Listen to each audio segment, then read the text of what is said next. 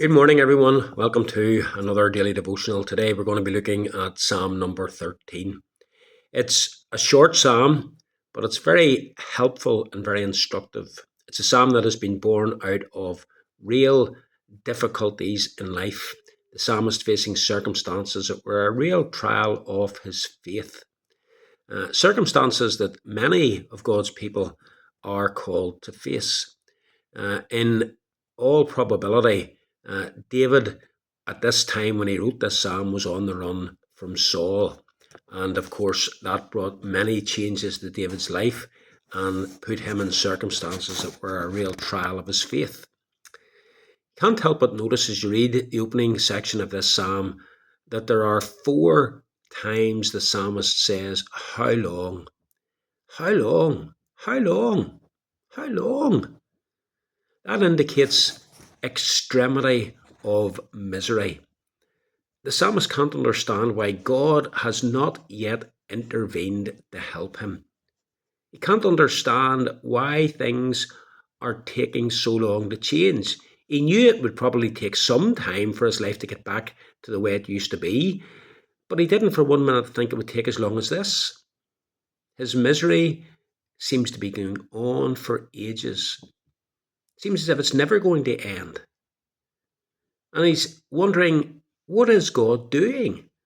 Why isn't he acting? To the psalmist, it seems as though God has forgotten him and ignored him and turned his face away from him. How long wilt thou hide thy face from me? Now, in the Bible, for God to turn his face to his people is indicative of God's favour, his blessing, his presence, his goodness. Cause your face to shine upon us, says the psalmist, as does Aaron in the Aaronic blessing. I wonder, have you ever felt the way David did in this psalm? I'm sure you have. Many Christians and many fine godly Christians have found themselves facing things in life that they didn't think they would have to face. Circumstances that have proved to be devastating, heartbreaking, and certainly faith challenging. You think of the premature loss of a spouse, someone who's only been married a few years and suddenly their wife, their husband dies. Parents having to bury their own child. Children having to bury their mum, their dad. Or the world-shattering news from the doctor that you yourself or someone that you love dearly has contracted a really serious life-debilitating disease like motor neuron disease or Parkinson's disease or MS or something like that.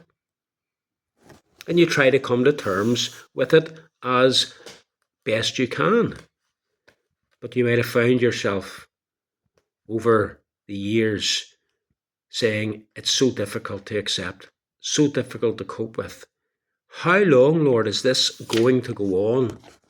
Lord, have you forgotten me? It feels as if you have, Lord. It feels as though you've turned your face away from me. I don't seem to enjoy your presence and your blessing in my life anymore. How long, Lord?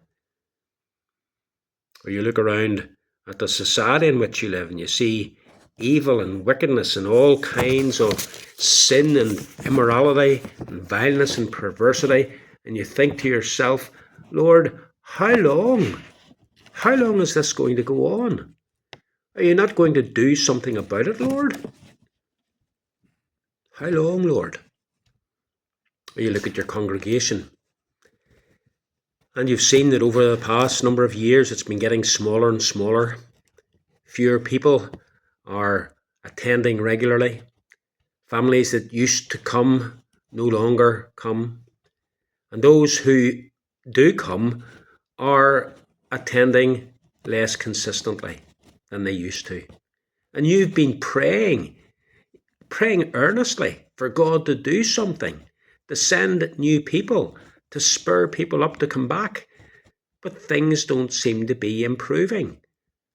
How long, Lord? How long? How long, Lord, do I have to keep praying for the salvation of my wife, my husband, my son, my daughter? Lord, I've been pleading with you for years, and it seems as though they're no nearer saved. How long, Lord? Yes, I've asked that question, and you've asked that question. Well, dear fellow believer, the fact that David asked this question gives us comfort, and it gives us hope. It shows us that true believers, even really godly believers such as David, and don't forget that David is described in the Bible as a man after God's own heart, even such believers can find themselves feeling like this. And when we do feel like this, we shouldn't be ashamed or afraid to tell God exactly how we're feeling. Now, of course, the psalm doesn't end here. And in our next study, we're going to look at how the psalmist moves from his question of how long to eventually, at the end of the psalm, singing praise for God. But for now, may you know God's help wherever you are, whatever circumstances you're facing, and may God help you to look to Him. Have a good day. God bless.